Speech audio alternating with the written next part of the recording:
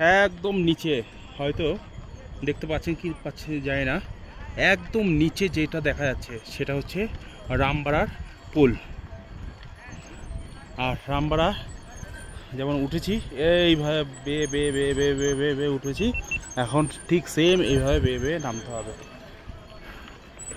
তীর্থ অত সহজ নয়, কষ্ট করলে তারপর তীর্থ করা যায়। এখানে এসে অনেক রকম তীর্থ দেখছি তো, ঘোড়ায় করে, মানুষের পিঠে চড়ে, হেলিকপ্টারে করে, যাই না এটা কোন তীর্থ। আর আমাদের কৈলাসনগরী ওই যে সাদা দেখা যাচ্ছে, দেখে মনে হচ্ছে এই তো বেশি না 500 মিটার, বাট এখান থেকে নাই নাই করে পাহাড়ি রাস্তায় একেবারে শুধু চড়তে চড়তে চড়তে উপরে উঠতে উঠতে নাই নাই করে 8 কিলোমিটার। কিন্তু দেখে মনে হচ্ছে এই যে কৈলাসনগরী, আমাদের মহাদেবের বাসস্থান শ্রী কেদারনাথ ধাম।